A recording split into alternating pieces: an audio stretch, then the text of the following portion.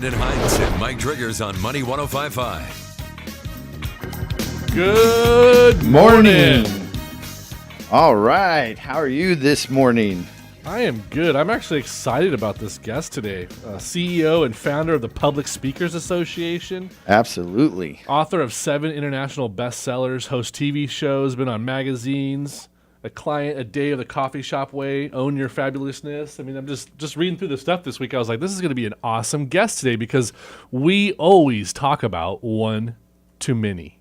It's our favorite topic. Yeah, this radio show is 2 people going out to many. It goes out over the social media. It's on the radio, FM radio. We're pushing it out over podcasts. So one to many is very important no matter what kind of businesses you're in. If your business only consists of one-to-one interaction, you've got to find a way to add a one-to-many feature to it. And it's easy. It's not like there's this hard roadblock stopping you. That's all mindset. One-to-many could be literally delivering coffees out, taking online orders versus one-to-one walking up to the store to order a cup of coffee. Yeah, you could have lunch and learns. Lunch and learns. You can have meetup groups, network groups. Tons of network groups want to come to your company. So I have always loved, one-to-many concepts. And, as a public speaker, I'm always looking for stages, you know. So there's always these opportunities.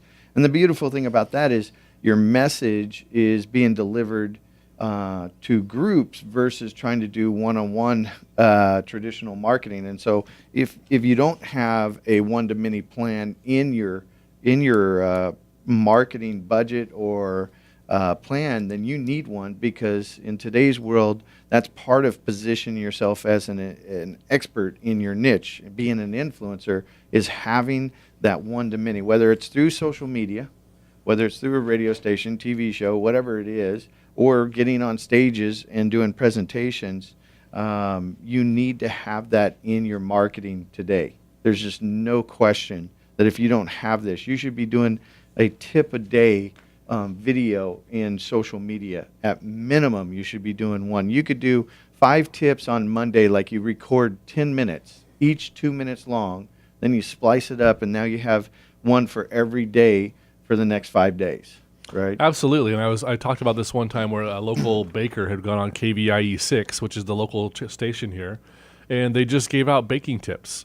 And we know a lady who gives out knitting patterns. Yeah. And here's the new pattern, here's the new tip. That's one to many. Even though her business is literally selling yarn and enrolling one-on-one lessons and doing group lessons, she's learning how to grow that knitting business into one to many by going online.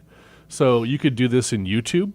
You could do it on Venmo. There's all kinds of platforms now where you could actually bring one to many to you and establish yourself as an influencer, even though your business might be one-to-one transactions. Yeah, the beautiful thing about doing the one-to-many is that, again, your message is being spread over a wider audience, right? You're attracting more people, and if you're consistent, this is the key, consistency. Consistency in delivering your one-to-many message is what's going to attract people, because it builds trust. And if you start and stop and start and stop, you start to tear down that trust. And remember, everything in business is about relationships. And so what happens is you're putting out messages, and your audience is in that struggle. They're looking for that solution. And so when they keep hearing from you and different tips, they start to perceive you as the go-to person when they need something. And as time goes on, it reduces the sales cycle. Having the one-to-many conversations and out there constantly as you position yourself as an influencer, it then reduces that sales cycle so that you eliminate a lot of objections ahead of time, because they already believe and trust you, and they know that you're knowledgeable, right? If you understand the buying habits, people buy based on trust, like, and knowledge, and they buy on 3 points. And that's, is it going to eliminate any pain that I have? Is it going to create pleasure for me? Is it going to speed up a process? And then the last one, which rounds it out to all of this, is, do they buy you? And that's the key. And so when you're out there getting your message out and putting your constant, getting your one-to-many message to the world, that starts to build that credibility. And again, it reduces the sales cycle and eliminates any types of objections. Yeah, when you're doing this kind of work, it actually opens you up. The more consistent you are, pretty soon the natural flow comes out. So if you look back to the first show, we've been doing this a long time, but the first show was kind of stiff and we were like asking little questions. But now that we've been doing it a while, we're okay. We could ad lib a whole section and be like, let's have some fun with it. And people start to see you and they feel your vibe. And that's when they become part of your tribe. Getting that content out there and consistently doing it on a regular basis is how people start to follow you. So like right now, we're looking at social media. Everyone that's joining us, thank you. Thank you for jumping on the show. We love having you guys. And that is another way to do one-to-many. A lot of you guys are doing Facebook Live about your event. One of my guys that I follow, Gary Vaynerchuk, just launched last week and said, you know what? I'm going back to live videos for a little while just because I lost so much touch by putting all this content out there. I'll still keep producing mass content for you guys, but I'm actually going to get some raw video of me talking to you and get that one-to-many feeling out there so you can feel my vibe because you're part of my tribe. So your one-to-many can be just about anything, but you got to start launching something. Yeah. All action comes from taking action. If there's things happening in your business, because you're making things happen. If you're putting out a Facebook Live like, hey guys, we're having a sale today. Join us this Thursday at 3 o'clock. Hey, this weekend we're doing this. Get those Facebook moments out there. Build your tribe. Let them feel the vibe that you're putting out, that your business brings, and let them know that you're people. People want to feel people, and they want to be part of businesses that are there. And then there's the other side that they don't want to be part of your business, but they definitely want to know when your sale is or what's coming up in the events. So use that one-to-many platform to get out there. Speakers, online videos, YouTube channels, TV shows, local presentations with the news. Get whatever you can to represent one-to-many. Yeah, you said something which was the key about Gary Vanderstein, right? Vaynerchuk. And you said that he wanted to get back because he felt he lost touch. This is my exact point. It was when you start, you've got to be consistent. Yep. Now, a lot of people are saying, well, I don't know if I have any type of content. I don't know how. I've got some. But you can find content everywhere. You can find a trade magazine, and usually in trade magazines, they have some type of topic in there or tips, and you could talk around that article. So there's 10 tips on. Yeah, there's somebody else already doing all the background check. You can see what's the actual moment going on. Almost all radio shows, other than ours, are based on the popular things happening right then and there. Ours is about giving you value. But other radio shows, their morning comes on because something's hot in the news. Yeah. The same thing happens with the magazines, right? Exactly. They see a nice hot topic and you're like, that actually relates to my business. I could actually talk about that in my business. And there's your content. And here's the key, is that they're buying based on your perspective, right? So if you're doing a tips on, like you found something on the trade magazine or whatever, when you're doing tips, it's based on your perspective and you're talking to it. So it becomes your script, but you're going to talk to it. Here's 5 tips I found this morning, and I was just thinking about them, and then you just start breaking them down on your perspective. And how you think those tips work. Exactly. And that's why we want you guys to understand this one-to-many thing can be done with all types of content. So when we get back from the break, we're going to have Tanya Hoffman here on 105.5 in the Now. Welcome back. We are live and in present. And live on Facebook, and live on YouTube, here on the FM radio station, one-to-many. So all of you out there who love this vibe and have joined our tribe, thank you. Thank you for jumping on the social media posts. Spread it out there. Let's get this show rocking. Yeah, make sure to share. Right now, go to your share tab if on the live stream and share it with friends and family and everybody. Let's get this message out. So today we have Tanya Hoffman in the studio right now, live. On the show. On the show. Yes. Hey, guys. Yeah, and hello and welcome, Tanya. How are you? Oh, great. Yeah, so before we get started, let's, as Brandon mentioned earlier, for those that are just joining us, we wanted you to come on the show. Tanya's a 7-time international bestsellers, hosts 3 TV shows, and she's the CEO and founder of Public Speaker Association, which is a speakers bureau and more, I'm sure. And we get to learn from her because, this is one of our favorite topic is public speaking. We love getting on stage. We thrive on it. And why not bring a guest, an expert that sits in it? So, Tanya, welcome to the call. I appreciate it. I'm so excited to be here. So why don't you share folks a little bit, like how'd you get into this arena? Like what led you to this, doing the Speakers Association? Most people fear it. Oh, I feared it so terribly. And that's, I think, makes it more relatable. Excuse me. And one of the things that people always say is, it's the number one fear people have. And it truly is. I find it all the time, even for myself. And so trying to get over my own fears, I realized that one of the biggest problems is just like what y'all were talking about with social media. You've got to get yourself out there. You've got to be connected and grow and take your, self up to a different level. And so I created it was kind of a crazy goal, and that is to look back at myself a year at yourself a year before and not recognize yourself. And when you do that, amazing things happen for your business, for your life, because you've challenged yourself to extraordinary heights. And so I had to get over my fears of speaking and get over my introvertness, like a lot of people have, and found this incredible, arena that really supercharges anybody's career. Absolutely. We always say that anybody can do this. The one-to-many can be done by any business, and we have people try to challenge that in some of our seminars, and we show them this is how your business can do it. Even like real estate agents, you can build a whole platform on tips to look at when you're first going out to your houses, buying and selling tips. There's so many things that can be done. So my question for you, knowing that you run this, you're the CEO and founder of the Public Speakers Association, can anyone be a speaker? Absolutely. I'm glad you brought up, realtors. Really, there's no industry that can't be a speaker. Every industry has their own association, which needs speakers. And then once you say, oh, I'm a realtor and I'm speaking at this conference, well, that sets you apart from the other 10,000 other other realtors in your immediate market. So it's always about pushing yourself up into a different level so that people take you a little bit more seriously because you're just standing out. Exactly. And I have seen the worst presentations ever turn into $5,000 to $10,000 for those people. So it doesn't even take a expert presenter in order to make money.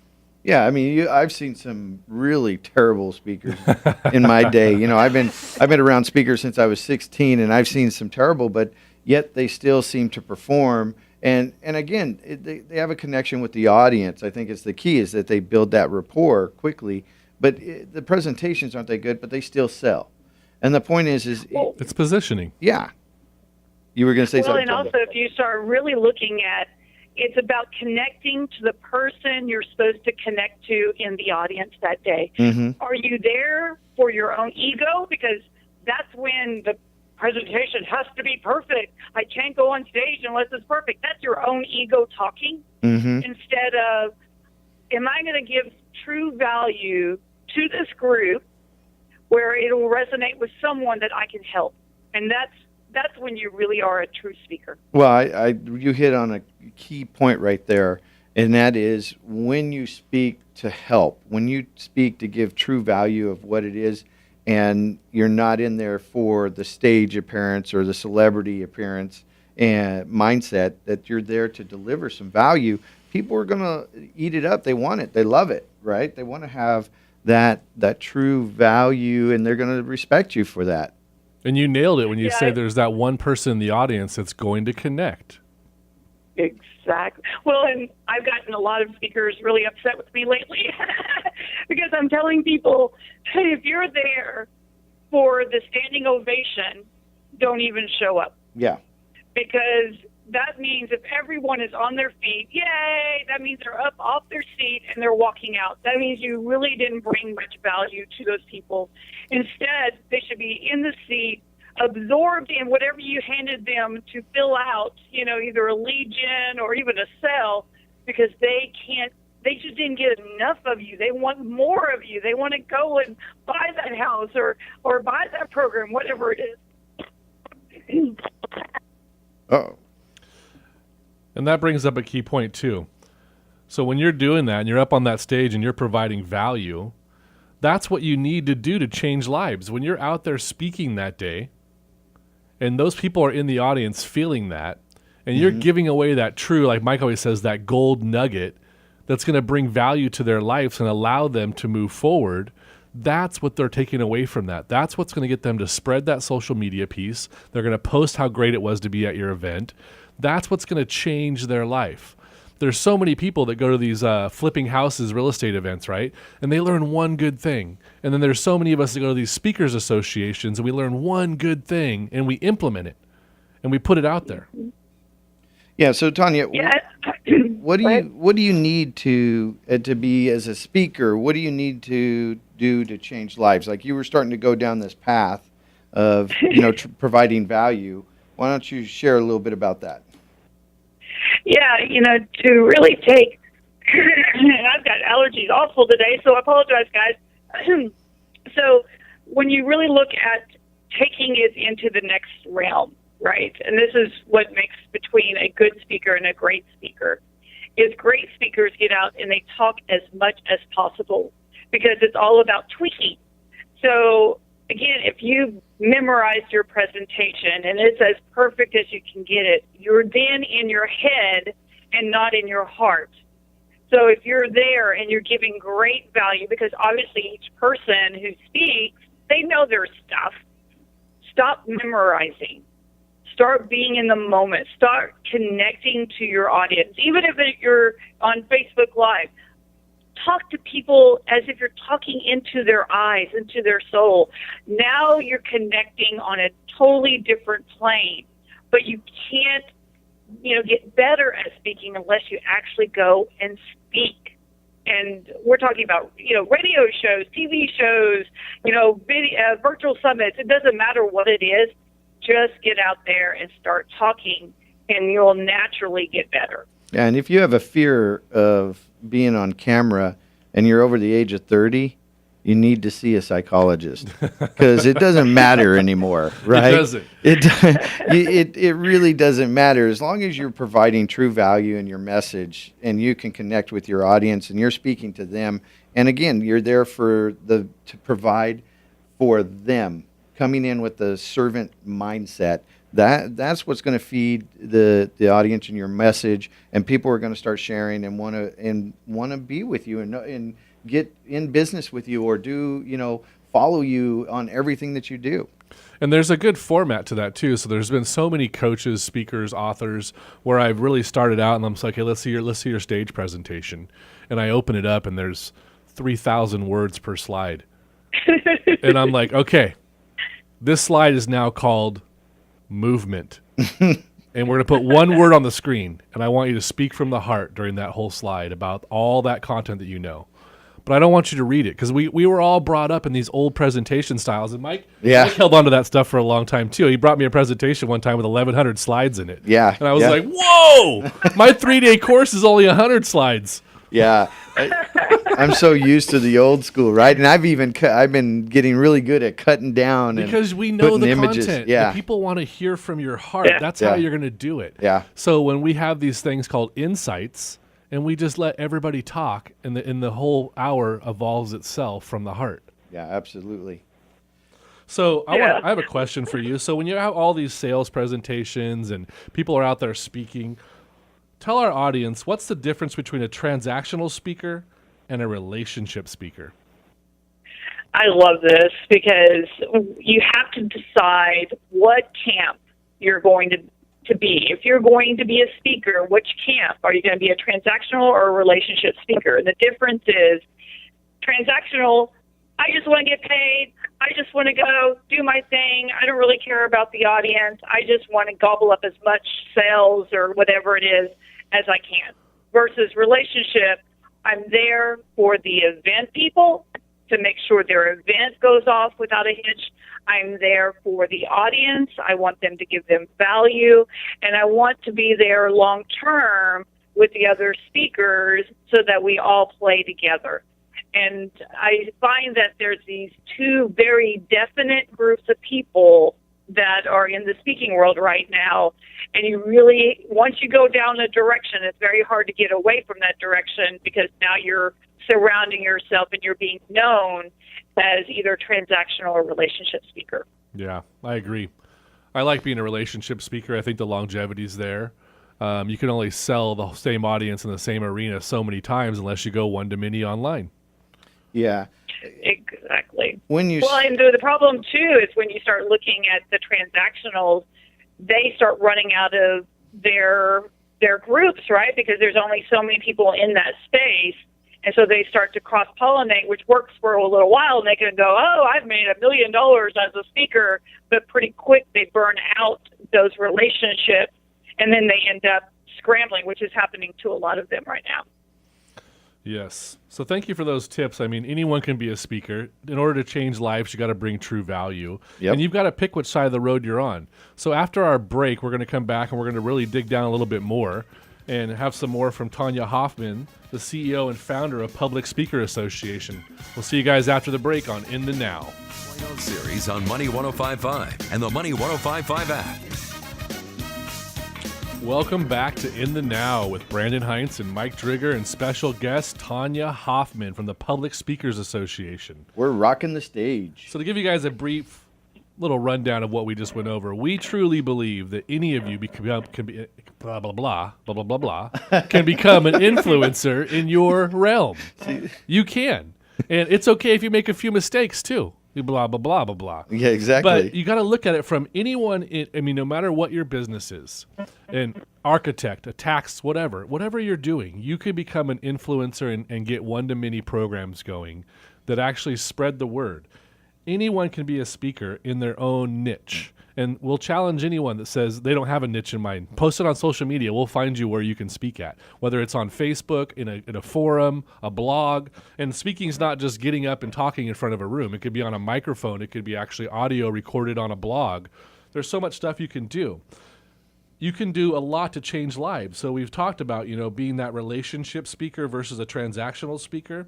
But really what I want to know from Tanya right now, she's the CEO and founder of the Public Speaker Association. You guys can look her up at publicspeakerassociation.com. Tanya, how has the industry changed for speakers?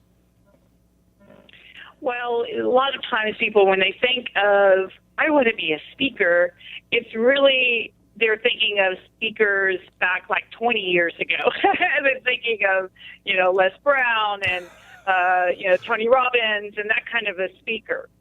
And about 2008, everything, of course, in the U.S. especially changed, but across the world. And by 2010, all of the conferences were really struggling to put on their conference because most of their budgets were slashed. A lot of people weren't showing up to the conferences like they were. And so they had to make some hard decisions, stop doing it or do it differently. So when myself and my friends started to really kind of pick up momentum in 2010, it just made sense for us to go, well, don't worry about paying somebody, just bring us in. And that was the new movement. So now there's really not a whole lot of speaking opportunities that pay. There's still some that are like the keynotes. But even those are, really just for kind of celebrities and the CEO of the company they really want to represent there. Most of it is workshops, which you can make so much more money at a workshop than, even though you can't sell at workshops, you still make a lot of money because it's all about getting your expertise in front of the right people who are is your target market, just sitting there going, wow, this person's amazing. Yeah, I totally agree. I have way more tribe built up from going to workshops and one-day masterminds by being a relationship speaker that's letting them feel the value, and then they reach out to you. Just like right now, everyone's going to publicspeakerassociation.com because they really truly hear what you're saying. They're looking you up right now. They're looking at that one-to-many going, I like what she's saying. I'd like to learn more from this lady. Yeah, and I think too, one of the biggest thing is, because I've been doing a lot of keynote speaking and things of that nature, but the shift, it's also where there's a lot of more TEDx style talking going out because it's becoming the more popular platform, and a lot of people are trying to get their presentations to be like a TEDx talk. Yeah. Right. And so you run into this world where a lot of folks don't understand the power of the message. But if you were to do some principles, what are some tips that you could give, Tanya, to folks that want to get out there and start speaking? What do they need to do to start? Well, you were talking, I was laughing crazily over here when you're talking about having like 1,000, words on Nice. one slide. I just love that because I think everyone starts off in speaking trying to prove that you are the expert, trying to prove your expertise. And we think, for whatever reason, that if we just shove as much into people's heads as possible in the shortest amount of time possible, that somehow they're going to go, wow, this person really is amazing. But when you look at it, it's really like playing chess. And most people, even if you don't know how to play chess, you get the concept that there's the king you're trying to get, there's pawns, right? There's all these different movements. When you look at the speaking world, the best thing that you could do is approach it as a chess game, meaning that when you're speaking in front of an audience, what you're trying to do is you're not trying to teach them how to capture the king. It's too much. They can't grasp the concept, which is what most people try to do. They're trying to wow everyone to explain how to capture that king. Instead, what you're going to do is explain why do they even want to sit down and play this game with you. Mm-hmm. And when they grasp that, I really like this game. This is a game I want to play with her or him. I want to sit down. Now you've got the audience attention. Then you give them the first step. You're still not teaching them how to move the bishop. You're not moving the queen, not even a pawn. You're just simply making that very first, how do you move the very first move? Because once they get the concept that, wow, look at that, I could actually play this game, you now have them, they're sitting down, they're ready to play. And that's when you can go on to the next move, and then the next move will then eventually turn into sales because they won't want to stop with you. Yeah, absolutely. And you're not there to have them walk away and be the expert. You're there to give them insight and direction because they're in a struggle, and that's the reason why they're there to listen to you, is because they're hoping that you'll guide them to the destination. And there's different types of speaking. So like what you're talking about, this is kind of a workshop type of speak. A keynote is 45 to 90 minutes of entertainment and jokes around a principle, right? That storytelling. You need to be really good at storytelling. But then if you're doing a speak and sell, and you're on a stage where you're going to speak and sell something from the stage, it's a whole different program, and it's similar to what you're talking about. The chess is you're just showing them and busting myths and saying, here, I've been where you're at. Let me show you the steps to get to the next level, and then because you've positioned it this way, they want to follow you because they want more information. Right? Absolutely. And it helps you build your database, too, which is awesome. Yeah, exactly, right? Which is king, right? You're always wanting to build your database. And, I know that from a lot of stage, speaking sales, that the key is, again, delivering true value that's worth them. So don't show them how to play the game.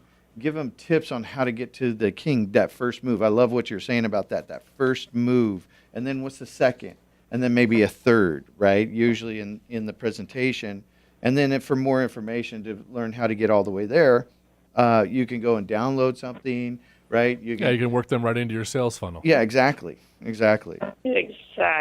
Well, and you also, I always love this whole moment of you see their eyes rolling back in the back of their head because you've given them too much information, and you realize, oh my gosh, I've only been speaking for 5 minutes.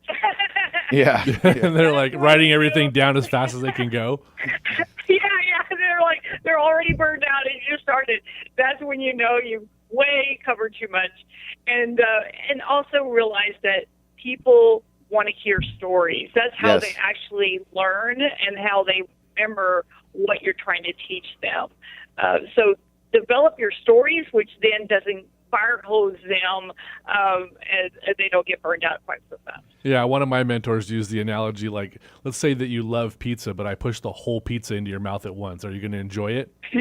No, but you're going to enjoy it if I feed it to you a nice slice at a time and let you pace yourself. And at the end of the thing, you're done. You've got the pizza you loved. Well, and if you look at it, because the hardest part for me was realizing that not everybody in the audience was going to like me. Yeah. Which is a huge one for people, right? Right. And then I just realized, 20% of the people won't ever like me. Whatever it is, they won't ever resonate. They don't want the next step. They don't want anything to do with me. But wow, look, there's 20% who love me, who's ready to fight for me, who's ready to go to the next level. Oh my gosh, why am I focusing on the bottom when I should be focusing on the top?